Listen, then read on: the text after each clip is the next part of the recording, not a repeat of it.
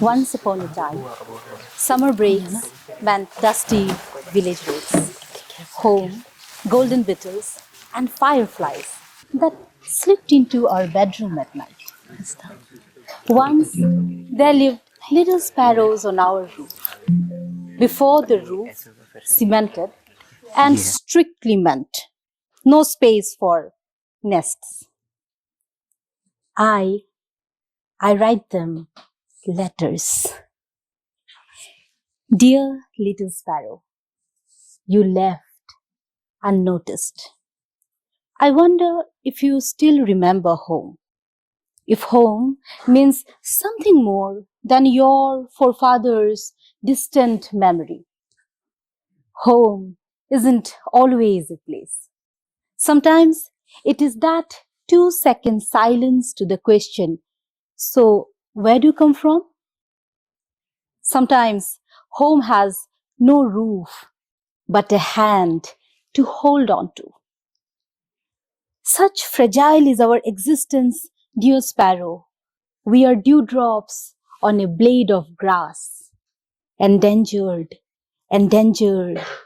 extinct. My letters to the sparrows are more introspection than solace, written in an endangered language to an endangered species. We all need to belong.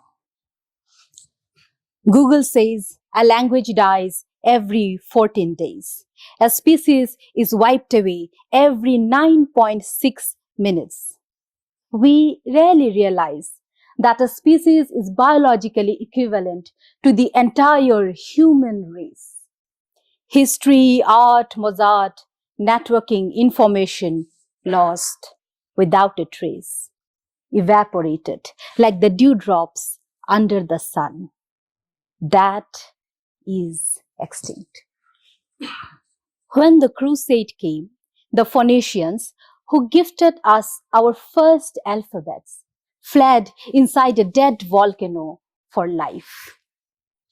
When my forefathers heard gunshots, they fled beyond valleys and hills, blood on feet, sweat on forehead, and the surviving words of my dying language on their tongue.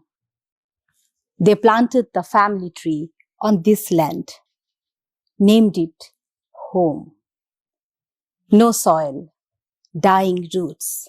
Home isn't always a place. Sometimes home has no roof but a hand to hold on to. The last time I visited home, the horizons shrank back in my body.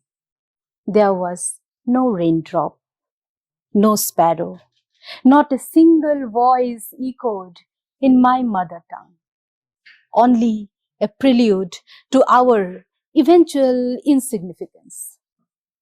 My freezing hands reached out to the rusted trunk, pulled out the old stethoscope, letters, worn out photographs.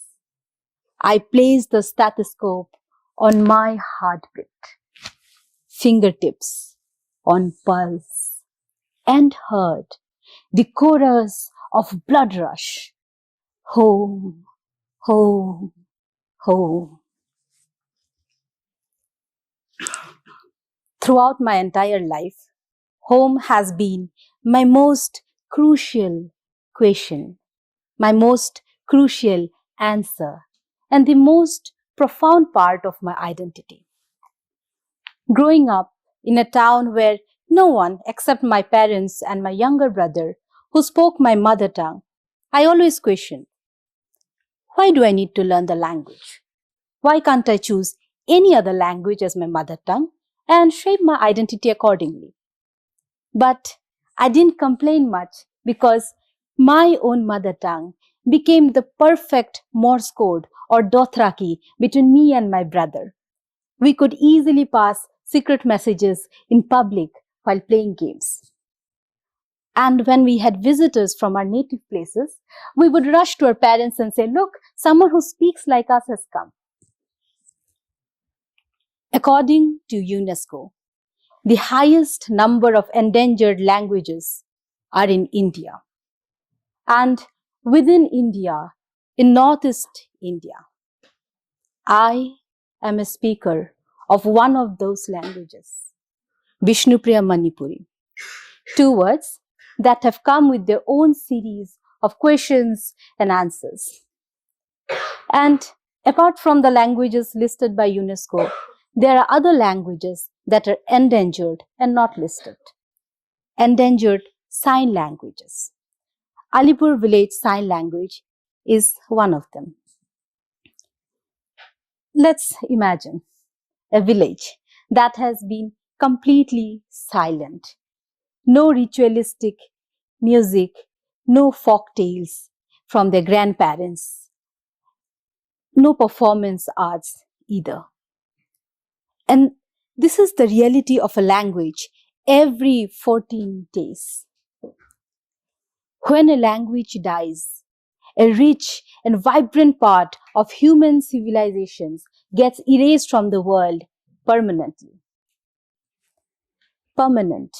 Because we have spaces for everything in the museum, but a dead language has no space in any museum, nor is it feasible. A death without a eulogy. The death of a language lies on two parameters: the number of speakers and the functional use. The number of speakers gets reduced due to various factors like marginalization, political repression, and even interlanguage marriages. The functional use might be the use of the language in schools, in course curriculums, or in local community spaces, in offices. When children who speak endangered languages see that their own mother tongue has very limited number of speakers and there is practically no functional use, they attach a lower prestige value to their own mother tongue and discard the language and learn other languages to assimilate. This results in further decline of the number and leads to extinction. To stop that, we can have a language policy. Not a national language policy, but a language policy at home that can only be defined by the parents. When we had questions while growing up, my parents made a conscious choice to speak in our mother tongue. My father, being an author, and my mother, being a writer, would share their stories to us. And through those stories, we would get a glimpse of our own native tradition and folktales. But when I left home and went to newer places, I faced the same question again. Why does my identity have so much to do with responsibility and so little connection? As a woman, I found other women to connect with. As a student, I found other students to connect with. But this part of my identity had very little connection around. Also, my language wasn't just affecting folktales or the words I speak, but crucial life choices like marriage. Speakers of an endangered language have an inherent civilizational responsibility to save the language. And the marriage constructs for these communities are excruciatingly orthodox to stop and prevent further decline of number. In most cases, the families become socially outcast. I grew up in a town during my teenage where we were the only family who spoke my language. So when I had a crush on someone for 5 long years, I didn't tell a single soul. Not even my best friend could know. I was that scared of being found out. But then, this led to me a vacuum, and there was so much protest within me, within the rebellious side of me. And amidst all those protests, I met poetry. And poetry met me in 2 languages, Vishnupriya Manipuri and English. Like a mother whose kids surprise her, the poem that I shared today at the outset had a journey beyond my expectation. It was a poem that I had not written with any universal emotion, and it was not even written from a personal space, but from a collective space. I didn't expect many people to relate to it either. But the poem went on to platforms like Poems India, Unerased Poetry. And from there, I received messages from people and speakers of endangered languages, even from places in South Africa, saying they connected. And also, this led to different path, a path of collaborations with different artists of my community. One of the dearest ones is a dance project called Ghar, where we try to find the answers of belonging and home. And even though a lot of those questions didn't make sense, a lot of the search and answers did. Art and empathy did. This was a belonging I had craved for years, and also the answer. I realized that, like us human beings, languages too are social beings. They too need to belong. They too need a network, an internet of mother tongues. Through translation in different languages, in different art forms. One of these initiatives is taken by Cheers to Bhasha, which is incubated by IIM Bangalore, wherein they teach native speakers, language enthusiasts, and researchers some endangered languages.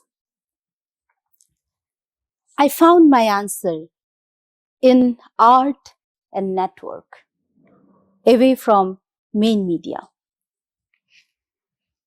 Endangered languages have no space in main media, but they carve a home in alternate media. When my mother tongue was critically endangered about a century ago, a social reformer, Gokulananda Gitiswami, traveled from village to village, door to door, with an alternate media, a performance art of music, Pad Kirtan. Due to his contribution and of the contribution of many others, the status of endangerment of the language has improved significantly from being critically endangered to now being endangered or vulnerable. He is now hailed as alternate media maven in some main media channels. I am not a language enthusiast, and it began with a childhood question. But over the years, I realized that building our identity is like drawing a circle with the compass of a geometry box. It doesn't matter how big a radius we want to take or what circumference in life we want to traverse. To have a smooth circle, we need to keep the needle fixed at a center point. Likewise, to have a smooth understanding of different cultures and identities around, we need to understand how we belong to the society, how the society belongs to us, and where do we actually come from. The needle fixed at a center point. Being a speaker of an endangered language was a setback in many ways. A personal setback, a community setback. But I no longer see setbacks as mountains to climb, but as a pause, as a void between two notes of music where magic happens. A setback is life's gift to us so that we can delve deeper and find our own gift, but with complete acceptance and profound compassion. Dedicating this to my mother, my motherland and my mother tongue. My warm regards and love to everyone in the room. And as we say in our mother tongue, Habbiremur Shajarang Homa Bara Athoi Pabana. Thank you.